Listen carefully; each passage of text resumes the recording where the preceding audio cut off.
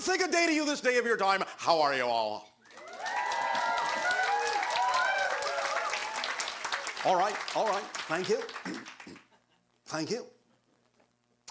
Once again, we thank all of you collectively and each of you individually for the gift you are giving us of interacting with you and seeing through all of you how many more ways creation has of expressing itself within all that is.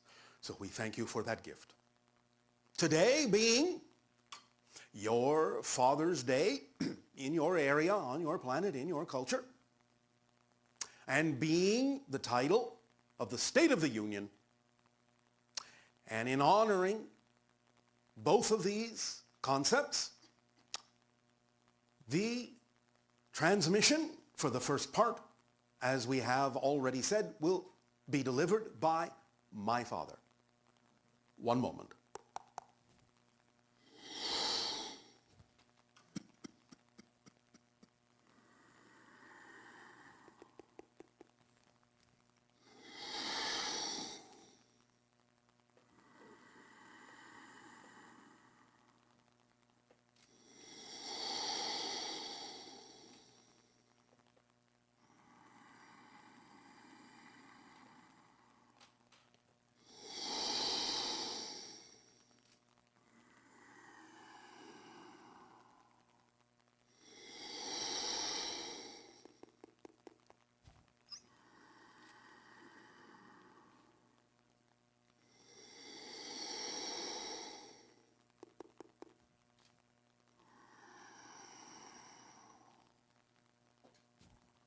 I have been a first contact specialist for 1,000 of your years. I have interacted with over 300 civilizations in that time. 157 of those civilizations have gone on to have first contact with us. 48 of those have become part of what we term our interstellar alliance. As you can tell from what we have just said, not all civilizations with whom we make first contact will necessarily continue to have relations with us by their choices. By their collective consciousness, they choose other paths from time to time. But we will always accept the invitation of those, such as yourselves, who send out the vibrational energy that invites us to make contact with you in this way. And we will, through many different methodologies, deliver the information to you in such a manner as to give you the opportunity to decide what is true for you and whether you wish to continue to interact with us or others like us. At this timing, we will explain to you some of the methodologies that are utilized in our assessment of our first contact protocols. Because this day, at this timing, you have arrived as a civilization at a point that is common for many civilizations who have begun the process of contact with us. We refer to this particular moment in a way that would translate into your language as the 88-22-10 scenario. The 88-22-10 scenario is described as follows. There will be certain collections of probabilities that will build up to a certain point. Beyond that, at this point, the information is relatively extraneous. And so an 88% probability is the maximum that we can read at this time, for many things are still in flux. The 22% probability represents the opposite of what we may tell you about the 88% probabilities, you will notice that this adds up to more than 100%. But this is not the way that we calculate these things. The 88% is from 0 up. The 22% is from 100% backwards, thus leaving what you would call a 10% overlap, in which many unexpected things can occur and change the course radically of events as we read them now. Remember that what we are about to tell you is energy as it exists at this moment, now that you have reached this point in your civilization, which is common to many civilizations, once they have received a certain amount of information from us or others like us.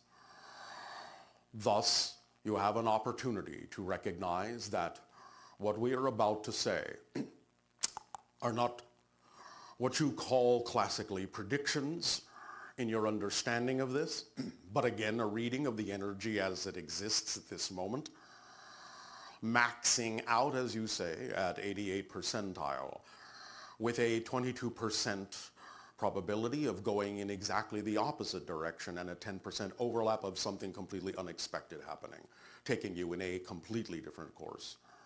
Therefore, read clearly, understand clearly what we are about to say. As we read your energy at this time,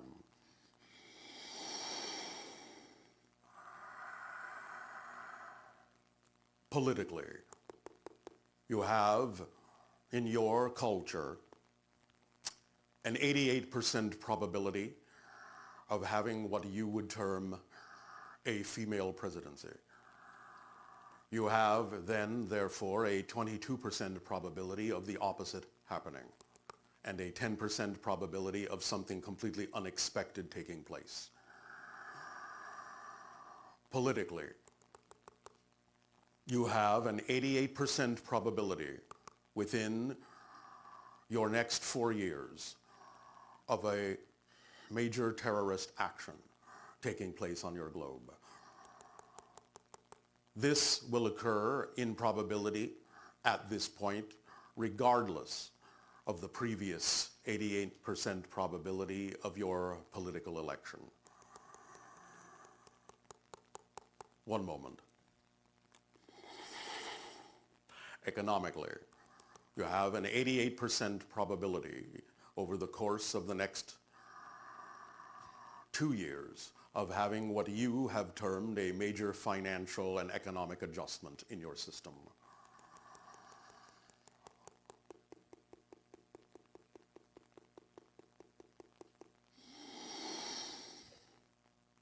In terms of first contact, over the next 4 years of your time, you have an 88% probability of proving to yourselves in one way, shape, or form that life exists beyond your world, thus increasing the probabilities of the window for contact beyond that year.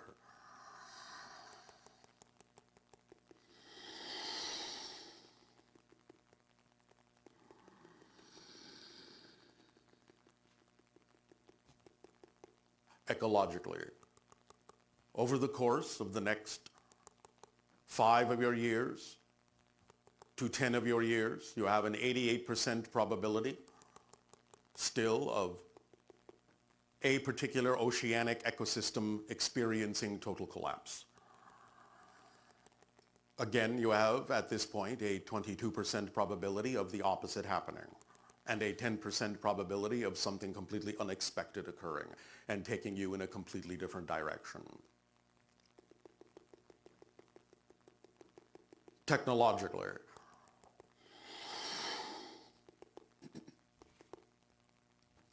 between your time that you consider to be your present and your year of 2025, you have an 88% probability of discovering a new technology that will allow you at a more accelerated rate to shift over to the utilization of non-damaging technologies for the generation of power.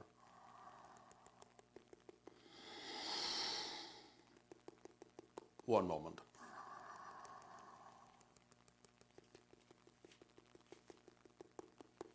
Politically, there is an 88% probability that if the first 88% probability is fulfilled,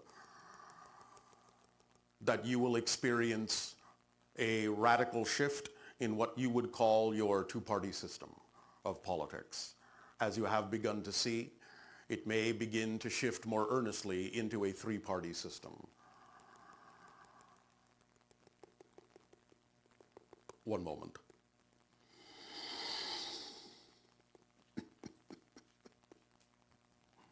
Again, understand the concept of these probabilities, both the 88% and the 22% and the 10.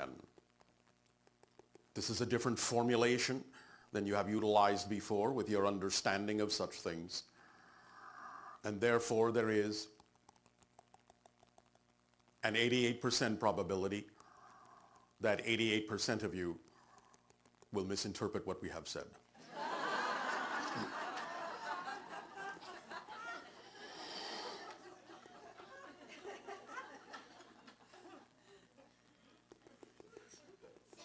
Therefore, allow yourselves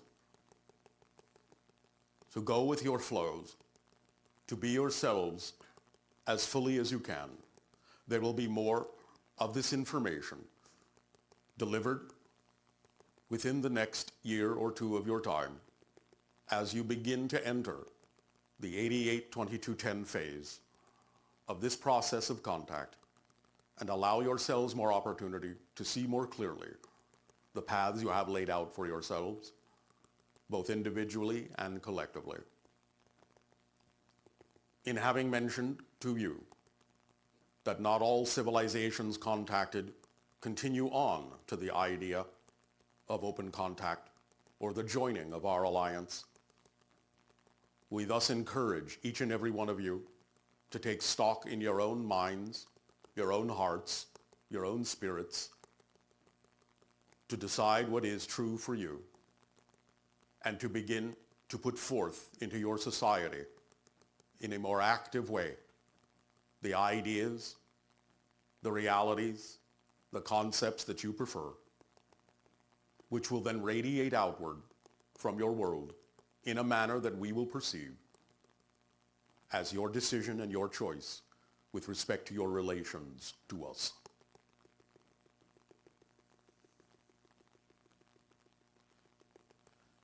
And also, as of this moment, in my being, what you would recognize, though not exactly in the way you understand these things, as my self being in our family lineage, the head of the Council of First Contact Specialists. That, as of this moment, will now shift to my son. I will go on to many things in terms of the coordination and organization of such contact should it occur. But in this moment of 88, 22, and 10, being this place that you have arrived, this energy, this frequency you have now arrived at, this shift is necessary for the entity that you have termed Bashar, that which is one of my sons, being then the main being from our family lineage of contact specialists that will guide you the rest of the way. We have and will continue to be involved in a variety of ways. But this shift is now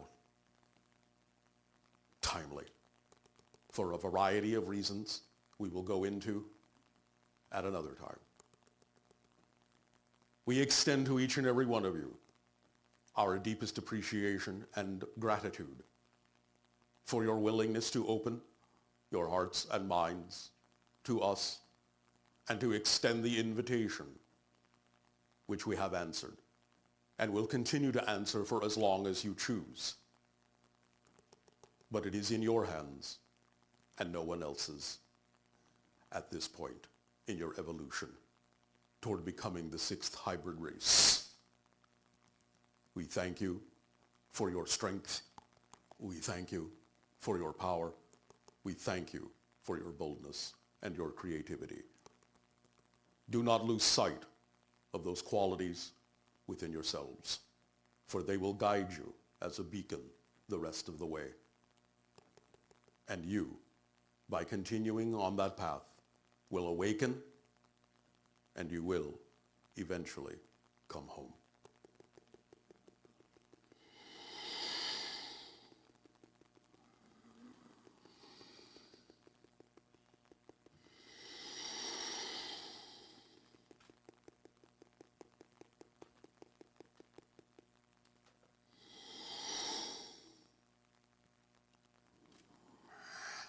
And so happy Father's Day.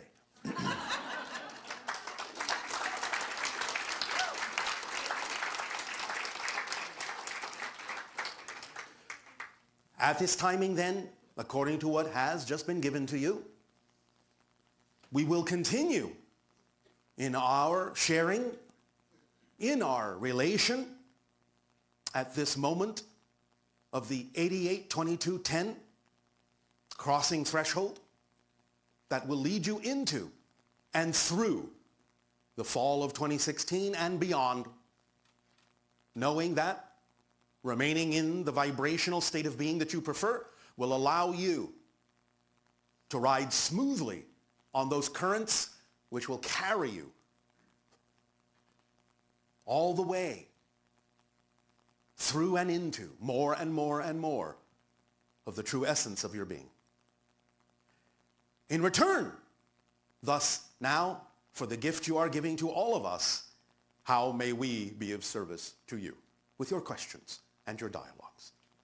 Please proceed however you so desire at this time.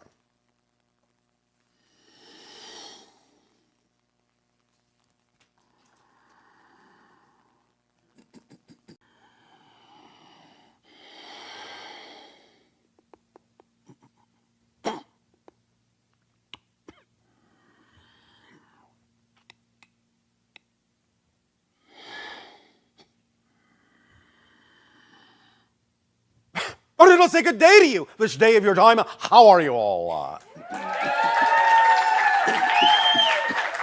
All right? Thank you. Once again, we thank you for the co-creation of this interaction, the allowance of this transmission. This day of your time, we have entitled this transmission the Interstellar Enneagram. Enneagram generally being a word in your language that represents the number 9. But this is not arranged exactly in the way that many of you are familiar with the enneagrams that you use on your planet. This is really just a matrix of 9 squares in a square, 3 rows of 3. And they are, each box, representative of what we have talked about before, generally speaking, a permission slip, visual representation of different frequencies of energy that are representative of different civilizations.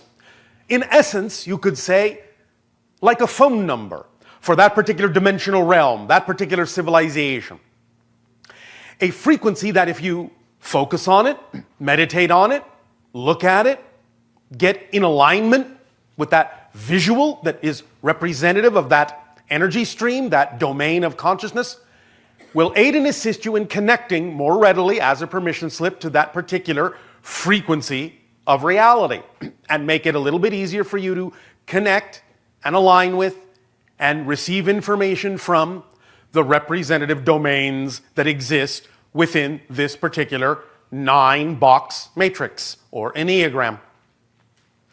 Now, as you can see, there are 9 colored boxes in the center of this diagram, generally representing on the bottom row the idea of the ancient Orion systems, the Anunnaki energy, the Gray Federation, and in the middle row, left to right, the idea of our civilization of Essassani, or in our upgraded state, Shakani.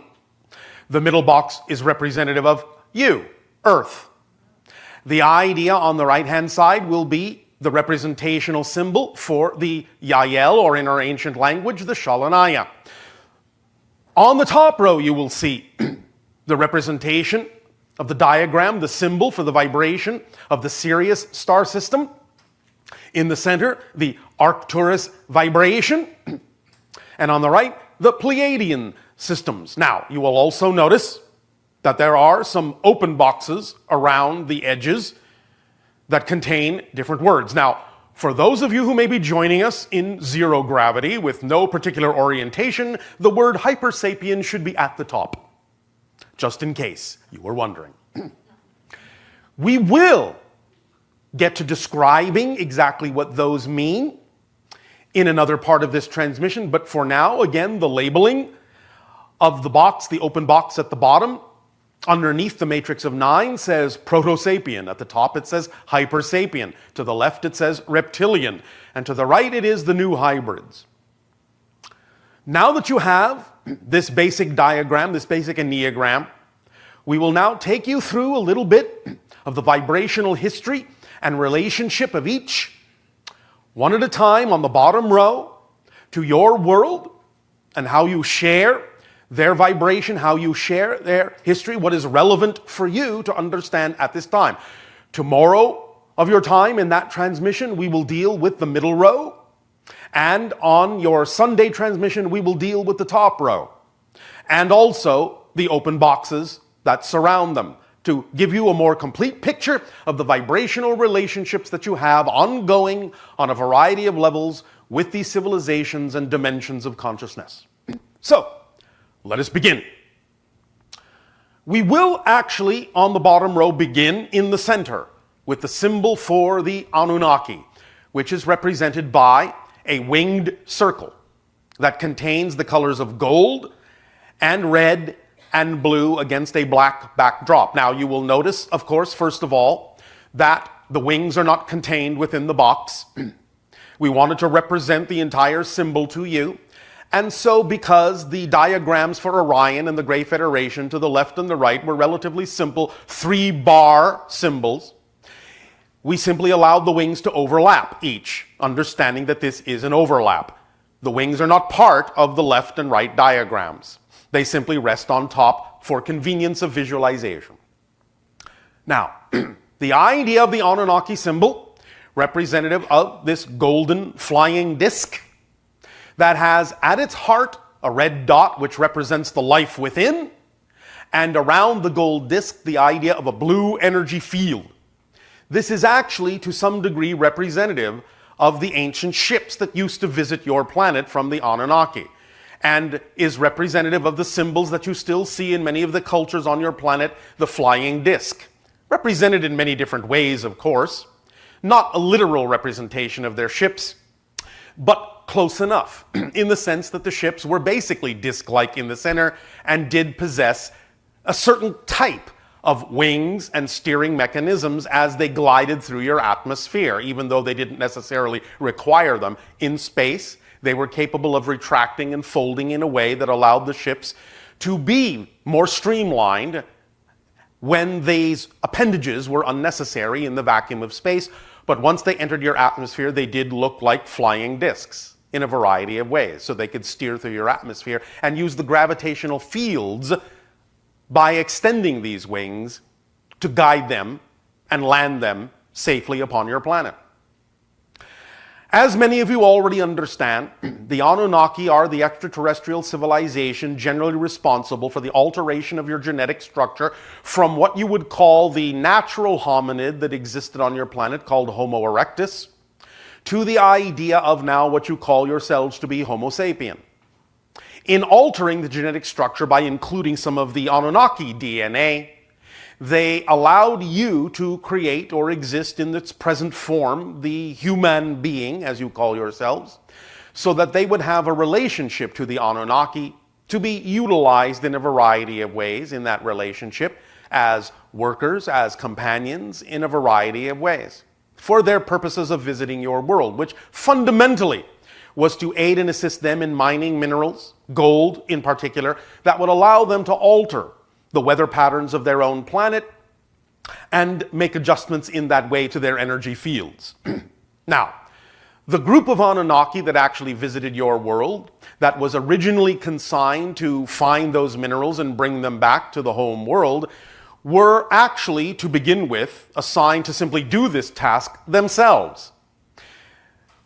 Eventually, they found that this was something that was relatively difficult for them to do on their own, and so they believed they needed what you would call a workforce in order to aid and assist them. And knowing that there was a natural indigenous being upon the planet that was similar in form to them, they understood that they could genetically alter it to aid and assist them in this way by upgrading it, so to speak, to something more similar to their own form, and thus, by creating that force, allow that force to work in the mines to extract the gold and other minerals that they require, eventually also developing a long-term relationship with them in a variety of ways, even to the point of companionship many, many years after that. Now, this began somewhere around 500,000 of your years ago in the general areas that you call the Middle East and the African continent.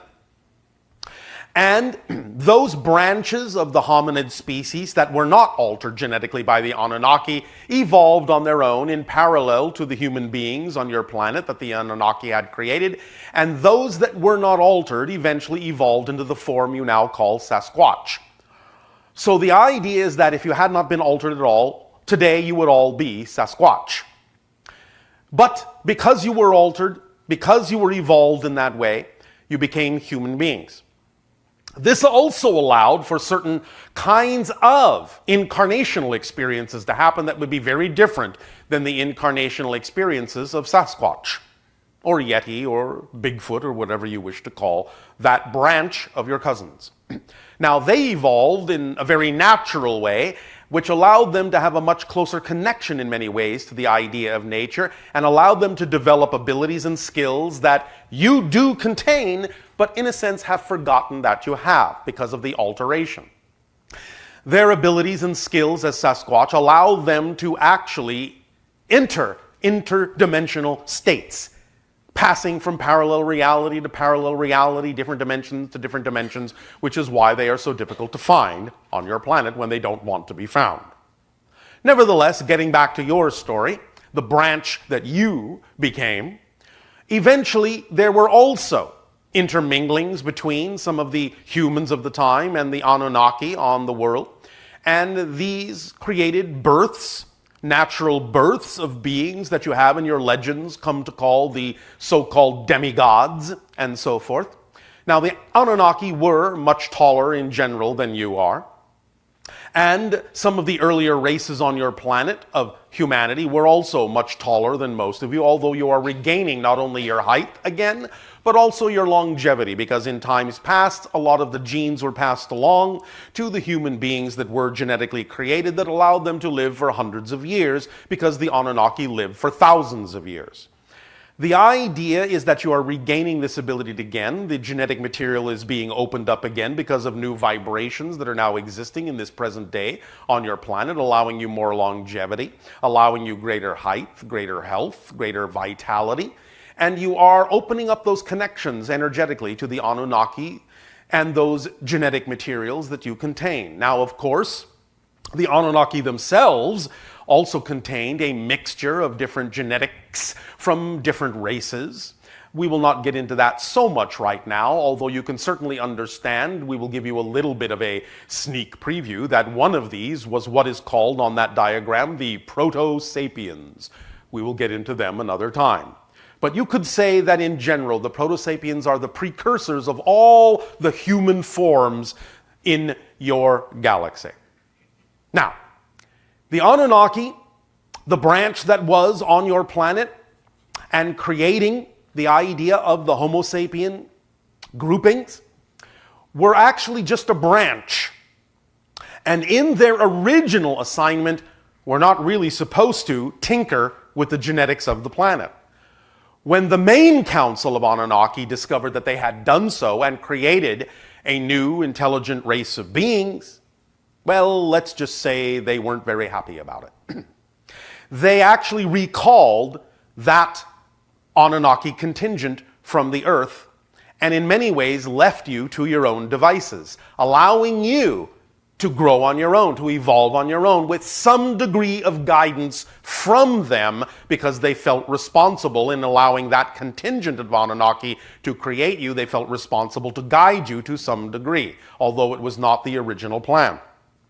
And so again, the stories of visitations over time, again from the idea of angels and gods from the sky, leading and guiding and teaching in a variety of ways to allow you to grow into your own civilization and allow you to take over some of the cities that had been created and become the actual kings of old, although the Anunnaki bloodline still coursed strongly in their veins.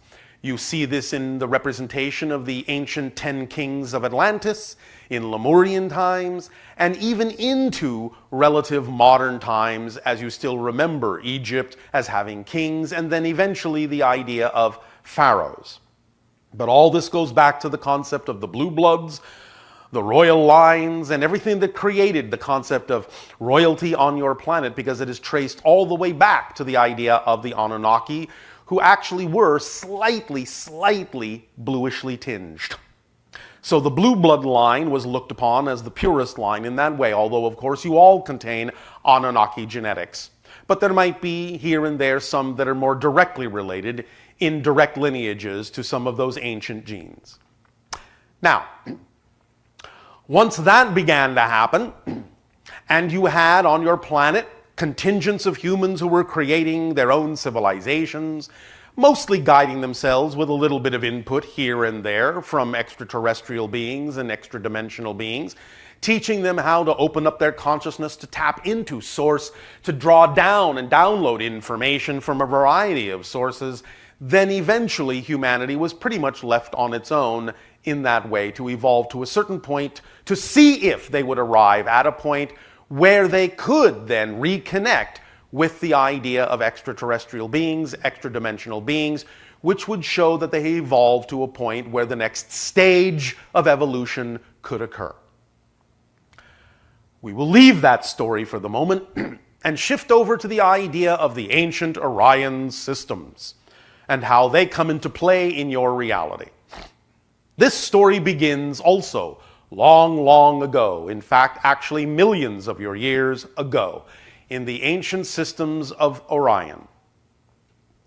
There was, in that system, a society under great suppression, great oppression, great negativity, great hardship, great difficulty.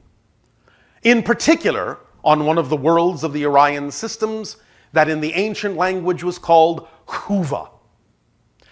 Huva, in that sense, was the central seat of the Orion government, which again was very oppressive. You can see the representation of the idea, the symbol of the vibration, of transformation that over time took place in the Orion systems by looking at the 3-bar banner on the lower left that is represented at the bottom by a black bar, in the middle by a red bar, and at the top by a white bar, showing that the transformation from negative to positive has occurred in the Orion systems, but it occurred through the middle bar of red, through the experiences of life, through the pain and difficulty and suffering of the beings in that time, through the blood of the people.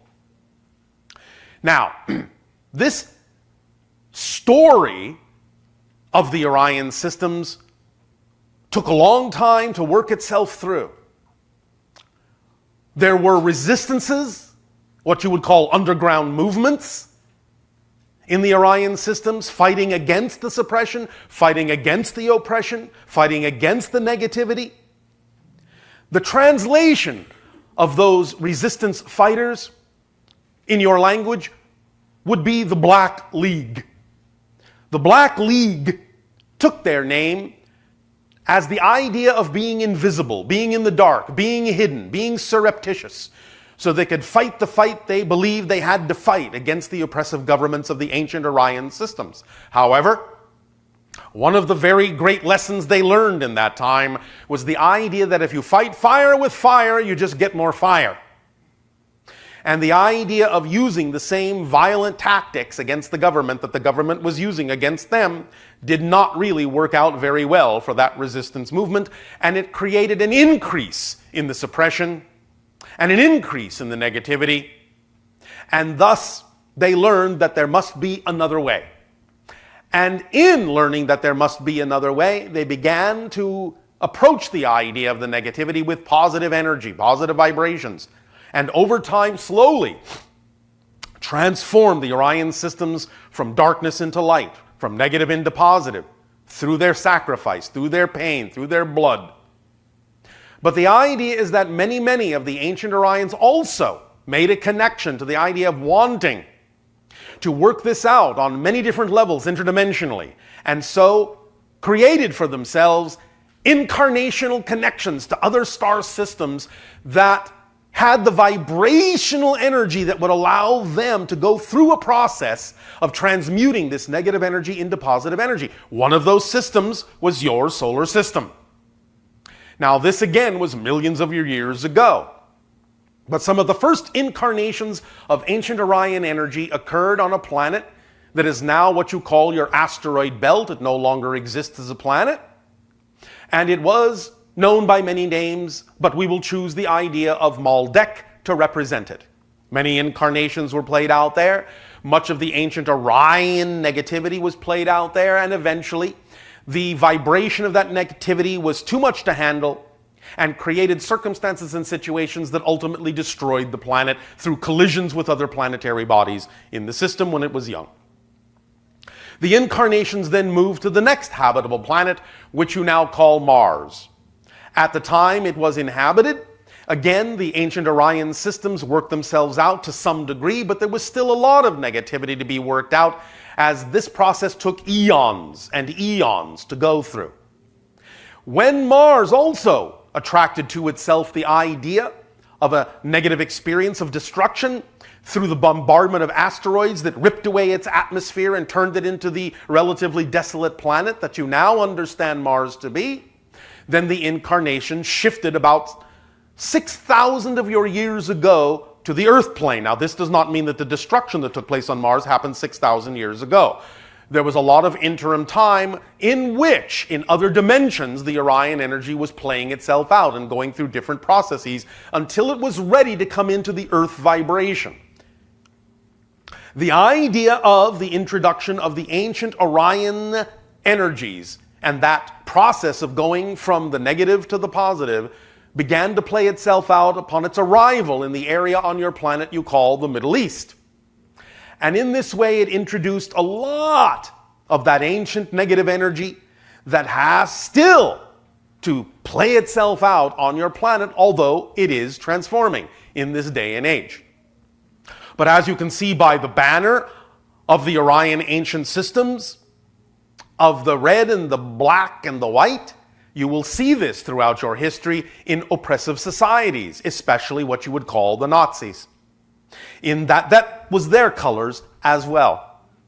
So you will recognize that this ancient negative Orion energy is playing itself out in a variety of ways through many of the things that are going on now on your planet with respect to terrorism, with respect to warfare, with respect to all these kinds of energies that are now getting themselves out on the table, out in front of all your faces, so you can finally decide if you are truly done with this process and transmute all this negativity in a positive way into light, without the idea of having to go through the suffering, the strife, the struggle, and the pain, and the shedding of the blood that is represented by the red band in this system. You have arrived now at this point, and in recent times, where the vibrational energy allowed you to be ripe, shall we say, to interconnect with what we are loosely calling the Gray Federation, which is represented by the banner on the lower right, in the three stripes of black, gray, and white. Now, as we have told the story, in general, The gray beings are a number of different things. They are an amalgamation, a federation of a number of different things. They're not really all lumped into one thing, although there are connections, which is why we are utilizing the term federation to represent the connections between the different factions of beings that you might recognize in general as grays, and all the different varieties in which they come. However, do understand that, as we have already laid out for you, the grays are not really alien beings. Most of them, the ones that you are dealing with on your planet, are a race of mutated humans from a parallel Earth that destroyed itself. Once they had created a very high level of technology on that parallel version of Earth, much, much higher, much far beyond where your technology is now. But because they were so focused on the idea of technology and intellectuality, eventually they sacrificed the concepts of emotionality and looked upon this as an inferior state of being. They began to become very disconnected from nature, began to focus on these ideas in a variety of ways that allowed them to let their planet, in a sense, go to seed. They no longer really took care of the nature. They allowed themselves to strip mine, allowed themselves to deforest, allowed themselves to change the climate in such a way, all in the name of their technology, so that they ultimately looked up and realized that their planet was fast becoming uninhabitable to such a degree that even their technology could now no longer really do anything about it. And at this point, they had also taken themselves so far, altered themselves in such drastic ways in terms of their genetics, their technology, their biology, that they really were almost part human and part machine, and thus could no longer relate to the idea of nature in a variety of ways, but realized that what they had done was going to create a situation where their race would completely eventually die out. They no longer had the ability to reproduce. And so they realized that in order to perpetuate their species, they began experimenting with a number of things. First, because their environment was becoming less and less and less habitable, they moved themselves into underground cities. And in those underground cities, they experimented with their genetics and began to clone themselves over and over and over again, eventually, of course, realizing that this was a dead end. They, even with their technology, could not replicate the original human DNA. They knew they needed viable, vibrant, natural, original human DNA to introduce it back into their genetic structure if they were going to have any chance at all of perpetuating their culture. And so they realized that the only way to extract that would be to use their technology to tunnel into parallel realities where they knew humans must still exist, such as yours, and find the DNA that they require to create a hybrid race, one civilization of which we are, to allow their culture to perpetuate itself. So this they did, and created many different hybrid civilizations, which we will get into again tomorrow of your time. Nevertheless, in expanding into parallel realities as these mutated humans you now call the Greys, they eventually created a variety of different versions of themselves and also encountered in those parallel realities different varieties and different versions of themselves, including one that was actually native to the star system you recognize as Zeta Reticuli. By making, in a sense, a relationship with the beings there, they created something, they formed a relationship and an agreement with something that they desperately needed, which was a different kind of guidance, on a different kind of level, beyond just intellectuality, on a level that could see into different dimensions, could really help them plan out the idea of how to create these hybrid civilizations, who could oversee such a vast project that would take eons of time to manifest. Once they encountered these beings in the Zeta Reticuli system, they formed and developed a relationship with them to allow them to become the overseers of all of this plan, all of this agenda. And in allowing those overseers to participate in that hybridization agenda that would perpetuate their species, in some ways, they actually started deferring to them and allowed them to really become the primary organizers of their civilization.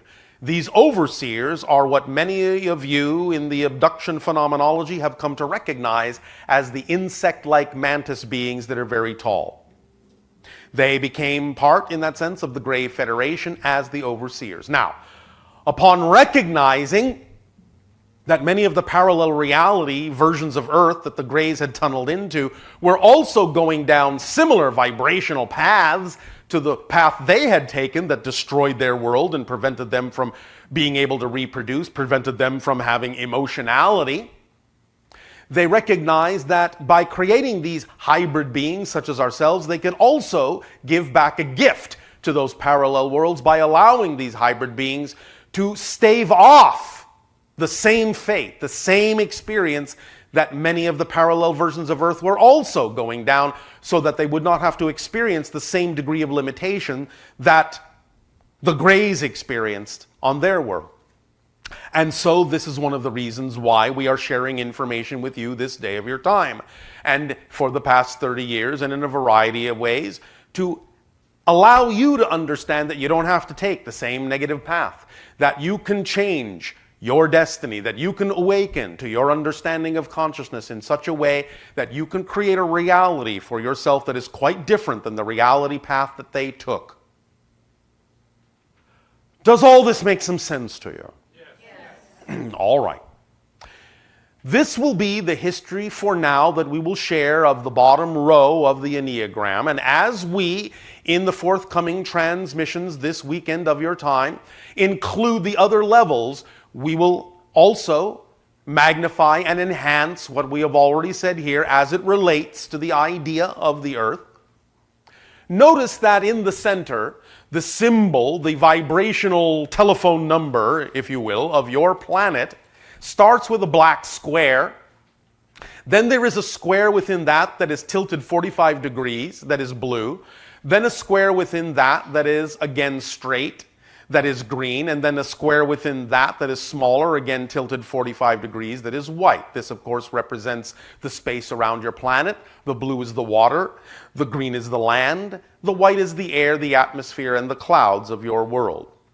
The square represents what you typically refer to as the four corners of your world, and it allows you the opportunity to connect to these other diagrams, these other symbols in the Enneagram in a way where you can draw upon their energy, draw upon their information in the way that serves you best, in the way that is representative of the transformations you're making in your life at this time. And again, by focusing on these vibrational symbols as telephone numbers and linking and connecting and aligning with the vibrations of their particular dimensions, you can take advantage of downloading information and energy to yourself that will aid and assist you in centering your being in such a way that you can use all of this, use all these frequencies, use all these dimensions, use all these genetic connections, use all these relationships to guide yourself unerringly, straight and true, like a compass needle, to your best destiny. We will continue with this Enneagram transmission and expand upon this history in tomorrow's transmission. But for now, in return for the gift you are giving us and allowing us to experience you at this time and share with you in a family way, I ask, in what way may we now be of service to you with your questions?